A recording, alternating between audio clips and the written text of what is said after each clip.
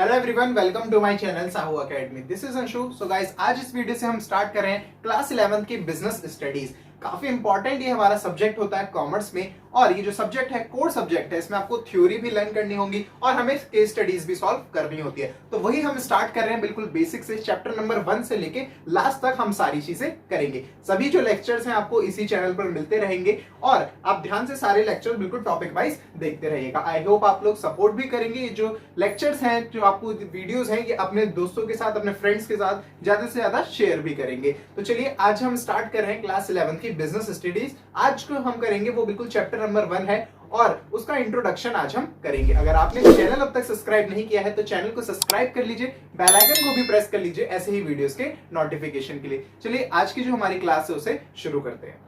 सो guys, आज हम start कर रहे हैं चैप्टर 1 से। तो चैप्टर नंबर 1 जो है हमारा एनसीईआरटी का, अगर आपके पास एनसीईआरटी बुक है या कोई और बुक भी है तो आज हम स्टार्ट कर रहे हैं चैप्टर नंबर 1। एनसीईआरटी में भी चैप्टर नंबर 1 यही है, nature and purpose of business. की नेचर क्या है और बिजनेस करने का पर्पस क्या है, बिकॉज बिजनेस स्टडीज हम पढ़ रहे हैं, बिजनेस की स्टडी। तो आज तो हम बिल्कुल बेसिक करेंगे कि बेसिक से क्या क्या चीजें चैप्टर 1 में दी गई है। और आपको मैं बता दूं, अगर आपने अभी तक बुक परचेज नहीं करी है तो मैंने बुक्स की एक वीडियो भी बना रखी है जिसमें मैंने आपको क्लास 11 की सारी ही बुक्स के बारे में बताया है। लिंक आपको उसका डिस्क्रिप्शन बॉक्स में भी मिल जाएगा या फिर आप आई बटन पे भी क्लिक करके वहां से उसे देख सकते हो। तो मैंने बिजनेस स्टडीज के लिए आपको 2 बुक बताई है। एक बताई है मैंने एनसीईआरटी की बुक और एक मैंने बताई है संदीप गर्ग की बुक। अगर आपने अभी तक इन्हें परचेज नहीं किया है तो आपको लिंक डिस्क्रिप्शन बॉक्स में मिल जाएगा, वहां से आप इसे ऑनलाइन भी परचेज कर सकते हैं।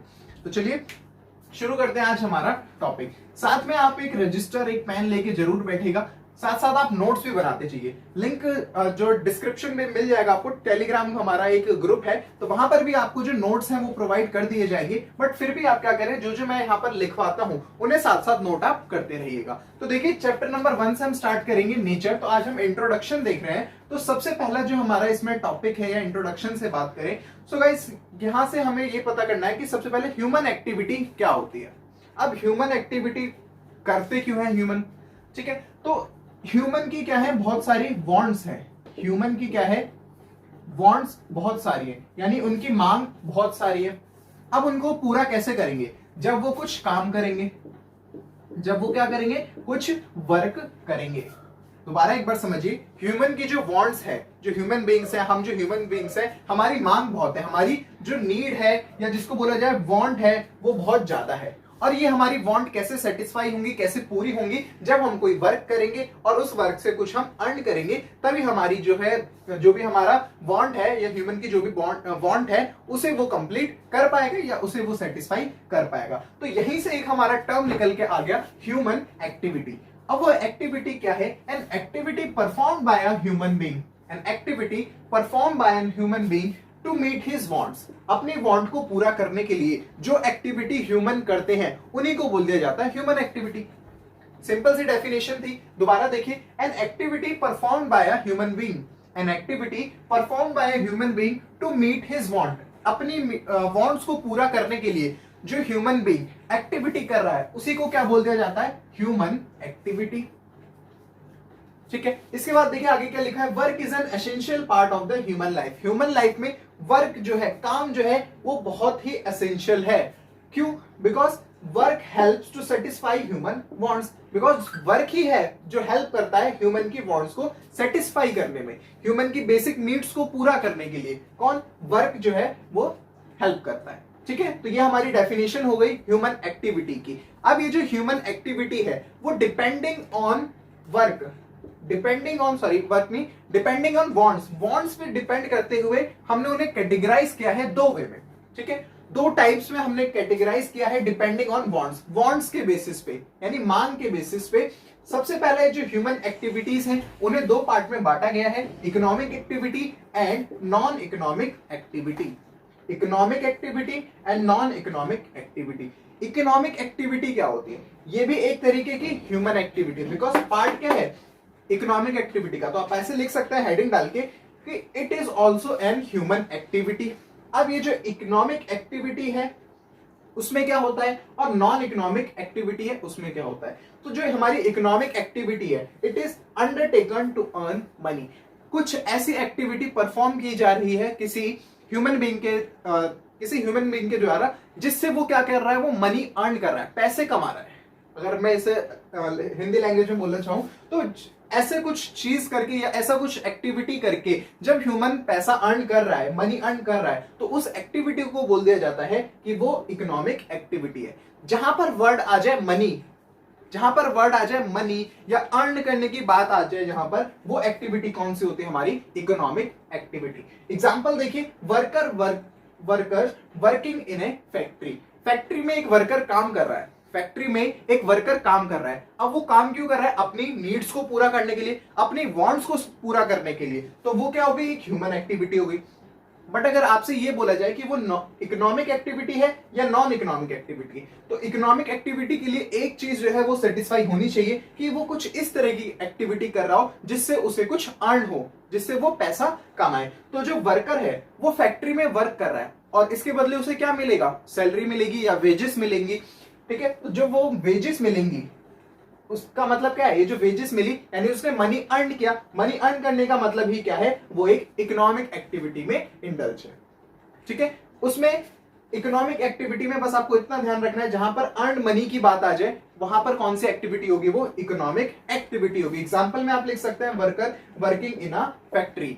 ठीक है, या फिर आप इसमें लिख सकते हैं जो हम टीचर है, teacher teaching in a school, वो भी क्या कर रहे हैं, अर्न कर रहे हैं। मनी अर्न करने के लिए वो टीच कर रहे हैं, तो वो कौन सी एक्टिविटी हो गई, इकोनॉमिक एक्टिविटी। नेक्स्ट चलिए नॉन इकोनॉमिक एक्टिविटी पर। नॉन इकोनॉमिक एक्टिविटी क्या है, नॉन इकोनॉमिक एक्टिविटी जस्ट इसके अपोजिट है, जहां पर कोई भी पर्सन मनी अर्न करने के लिए वो एक्टिविटी ना कर रहा हो। ऐसा पर्सन जो एक्टिविटी कुछ इस तरीके की कर रहा हो जिससे उसे मनी अर्न नहीं हो रही है, बस वो अपनी सेटिस्फेक्शन के लिए उसे कर रहा है। ठीक है, या चैरिटी के लिए उसे कर रहा है या अपनी सेटिस्फेक्शन के लिए कर रहा है, वहां पर कोई भी मनी इन्वॉल्व नहीं है, तो वो कौन सी एक्टिविटी हो जाएगी, non economic activity. Undertaken to get satisfaction, बस वो किया क्यों जा रहा है, फॉर पर्सनल सेटिस्फेक्शन के लिए वो काम किया जा रहा है, तो ऐसी एक्टिविटी को हम बोलते हैं non economic activity. So non economic activity it is a type of the human activity in which the person undertaken to get satisfaction। ठीक है, यहां पर किसी भी मनी के टर्म्स में कोई भी चीज नहीं आएगी, मनी के पर्पस से ये काम नहीं किया जाता है। ठीक है, इसके बाद इसका एग्जांपल अगर मैं आपको बताऊं, a teacher teaching her own son. यहां पर मैंने आपको एग्जांपल दिया था teacher teaching in a school.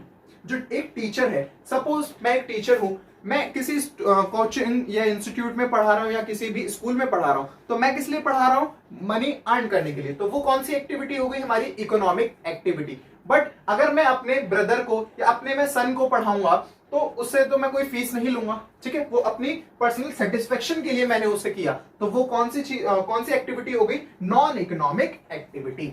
तो वो किस में आ जाएगा, नॉन इकोनॉमिक एक्टिविटी। एक दूसरा एग्जांपल मैं आपको देता हूं, सपोज एक डॉक्टर है। ठीक है, यहां पर ये आ जाता है, कई बार क्वेश्चन में ये ऐसा आ जाता है, क्वेश्चन बन जाता है कि इसमें आपको बताना होगा कि कौन सी इकोनॉमिक एक्टिविटी है और कौन सी नॉन इकोनॉमिक एक्टिविटी है। तो एक डॉक्टर है जो अपने पेशेंट का ट्रीटमेंट कर रहा है अपने क्लिनिक पे। A doctor treating his patient in his clinic, अपने क्लिनिक पे वो पेशेंट का क्या कर रहा है, पेशेंट को देख रहा है। तो वो एक कौन सी एक्टिविटी हो गई, इकोनॉमिक एक्टिविटी हो गई, बिकॉज इसके लिए वो क्या करेगा, फीस चार्ज करेगा उस पेशेंट से। बट अगर वही एक डॉक्टर अपने किसी पर्सनल या फिर अपने, मैं अगर कहूं तो अपने बेटे को या अपने सन को ट्रीटमेंट कर रहा हो उसका, ठीक है, अपने सन का अगर ट्रीटमेंट कर रहा है वो, तो वो किस लिए, पर्सनल सेटिस्फेक्शन के लिए या फिर अपना पर्सनल काम है उसका, उसके बदले उसे कोई भी फीस नहीं मिलेगी, उसके लिए वो कुछ भी अर्न नहीं करेगा, तो वो हमारी हो जाएगी नॉन इकोनॉमिक एक्टिविटी। ठीक है, तो ये था हमारा सिंपल सा कॉन्सेप्ट, इकोनॉमिक एक्टिविटी और नॉन इकोनॉमिक एक्टिविटी। दोनों आपको ध्यान रखना, ये सब क्या है, ह्यूमन एक्टिविटी। और ह्यूमन एक्टिविटी किसे बोलते हैं, ऐसी एक्टिविटी जो ह्यूमन बीइंग्स की नीड्स को पूरा करे, वांट्स को पूरा करे, वो एक्टिविटी ह्यूमन एक्टिविटी होती है। और जो ह्यूमन एक्टिविटी है वो डिपेंडिंग ऑन वांट्स दो तरीके से कैटेगराइज करी गई है, ह्यूमन एक्टिविटी इकोनॉमिक एक्टिविटी में और non economic activity. Economic activity वो होती है जहां पर मनी अर्न करने की बात आ जाए, तो वो हमारी इकोनॉमिक एक्टिविटी। और जो पर्सनल सेटिस्फेक्शन के लिए जहां पर मनी टर्म या मनी वैल्यू नहीं आती, वो हमारी नॉन इकोनॉमिक एक्टिविटी होती है। ठीक है, समझ आ गया, बाकी आप इसे नोट करना चाहें नोट कर सकते हैं। चलिए, इसके बाद हम देख लेते हैं difference between economic activity and non economic activity. काफी ज्यादा ये पेपर में आता भी है, 3 to 4 मार्क्स में आपका आ सकता है। तो इस चैप्टर से ये वाला जो डिफरेंस है वो काफी ज्यादा इंपॉर्टेंट हो जाता है। चलिए डिफरेंस पे बढ़ते हैं। चलिए तो देखिए डिफरेंस ये है हमारा। स्टार्टिंग से सबसे पहले हम बेसिस से स्टार्ट करेंगे कि किस बेसिस पे हम इन्हें डिफरेंशिएट कर रहे हैं। अभी मैंने आपको बता दिया कि क्या क्या डेफिनेशन थी इसकी। अब जो डेफिनेशन है वो तो बहुत कम आती है, बट जो डिफरेंस है वो काफी बार आ जाता है हमारे एग्जामिनेशन में। तो सबसे पहले देखिए, पहला हमारा बेसिस है ऑब्जेक्टिव, कि ये जो हम इकोनॉमिक एक्टिविटी कर रहे हैं या नॉन इकोनॉमिक एक्टिविटी कर रहे हैं, इसको करने का हमारा एम क्या है, या हमारा मोटिव क्या है, या हमारा ऑब्जेक्टिव क्या है। तो सबसे पहले इकोनॉमिक एक्टिविटी की बात करें तो मैंने आपको बताया था इसमें हमारा मेन एम होता है मनी को अर्न करना, पैसा कमाना। बट जो हमारा नॉन इकोनॉमिक एक्टिविटी है वो क्या है, हमारा सेटिस्फेक्शन के लिए, get some sort of satisfaction, कुछ सेटिस्फेक्शन के लिए हम नॉन इकोनॉमिक एक्टिविटीज को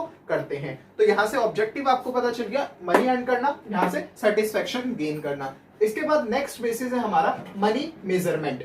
मनी मेजरमेंट यानी कौन सी एक्टिविटी को हम मनी में मेजर कर सकते हैं और कौन सी एक्टिविटी को नहीं। तो जो हमारी इकोनॉमिक एक्टिविटी होती है they are measured in money और मनीज वर्थ, यानी ऐसी एक्टिविटी जिन्हें हम मनी में मेजर कर सकते हैं या फिर मनी में उसकी कुछ वर्थ है, तो वो हमारी होती है इकोनॉमिक एक्टिविटी। और they are not measured in money.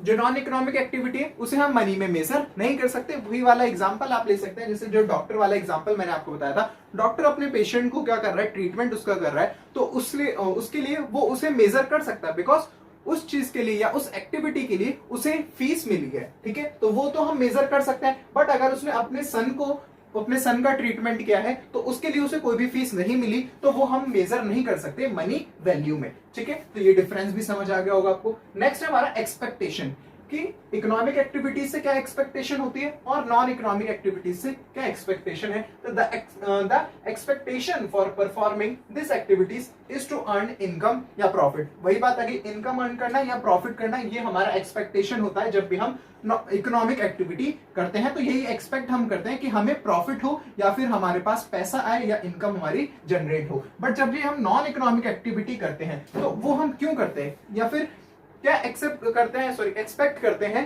तो वो हम करते हैं to get mental satisfaction. Mental satisfaction के लिए वो हम एक्टिविटी करते हैं।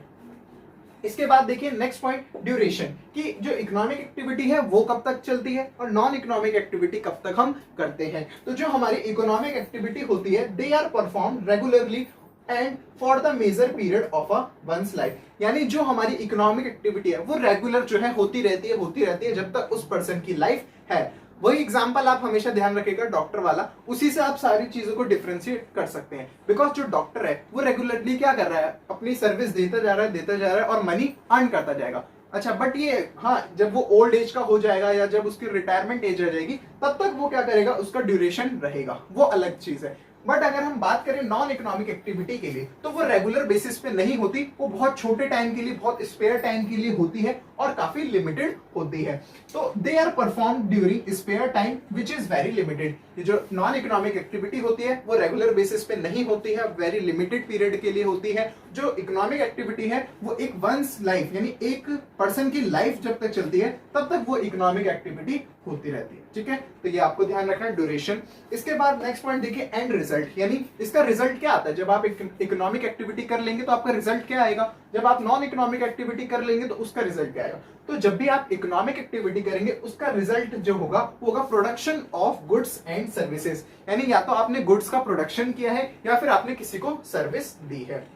फॉर एग्जाम्पल फैक्ट्री में जो हम काम कर रहे थे, जो वर्कर फैक्ट्री में काम कर रहे थे वो शूज बना रहे थे, ठीक है। तो वो जो शूज उन्होंने बनाए तो उनका एंड रिजल्ट क्या आया, वो इकोनॉमिक एक्टिविटी है, ठीक है। Worker working in a factory economic activity है, उन्होंने क्या बनाया, शूज बनाए, तो किसका प्रोडक्शन हुआ, गुड्स का प्रोडक्शन हुआ। और वहीं अगर डॉक्टर की बात करें तो उसने क्या दी, सर्विस दी, तो एंड रिजल्ट क्या हो जाता है, production of goods and services. ये कौन से केस में होगा, इकोनॉमिक एक्टिविटी के केस में।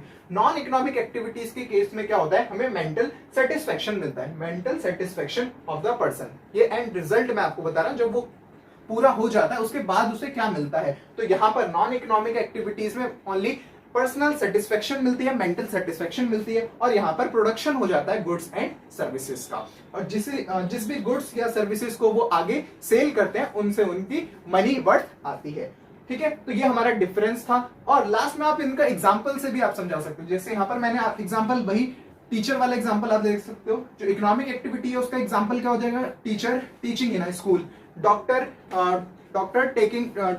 Giving medicine to their patient in his clinic, अपने क्लिनिक में ही वो उनको मेडिसिन दे रहा है। तो ये कौन सी एक्टिविटी हो गई, इकोनॉमिक एक्टिविटी। और वही हम नॉन इकोनॉमिक एक्टिविटी की बात करें तो टीचर जो है वो अगर अपने सन को पढ़ा रहा है तो वो नॉन इकोनॉमिक एक्टिविटी, और जो डॉक्टर है वो अपने सन का ट्रीटमेंट कर रहा है या पर्सनल कोई ट्रीटमेंट कर रहा है तो वो कौन सी एक्टिविटी हो जाएगी, नॉन इकोनॉमिक एक्टिविटी। ठीक है, बस इतना आपको करना है, बिकॉज जो डिफरेंस है वो अप्रोक्स 3 या फिर हमारा 4 मार्क्स में आ जाता है। ठीक है, तो आपको ज्यादा पॉइंट्स लिखने की जरूरत नहीं है, जितने मैंने आपको पॉइंट्स लिखवाए सिर्फ आप उसे भी लिखेंगे तो आपको कंप्लीट ये जो मतलब पूरे टोटल मार्क्स मिल जाएंगे। ठीक है, तो देखिए ये पूरा डिफरेंस था। अगर आप लिखना चाहें लिख सकते हैं, स्क्रीनशॉट लेना चाहें स्क्रीनशॉट ले सकते हैं। चलिए, आई होप आपको सारी चीजें समझ आ गई होंगी। अगर आपको अभी भी कोई डाउट रहता है आप मुझे इंस्टाग्राम पर फॉलो कर सकते हैं, वहां भी आप मुझसे डाउट पूछ सकते हैं, या फिर कमेंट सेक्शन में भी कमेंट कर सकते हैं आप कोई भी डाउट। ठीक है गाइस, तो चलिए क्लास को एक बार शेयर कर दीजिएगा अपने फ्रेंड्स के साथ। आई होप आपको क्लास अच्छी लगी होगी। अगर आपको क्लास अच्छी लगी है तो क्लास को लाइक करिए और चैनल को भी सब्सक्राइब कर लीजिए, बेल आइकन को भी प्रेस कर लीजिए ऐसी वीडियोस के नोटिफिकेशन के लिए। Thank you.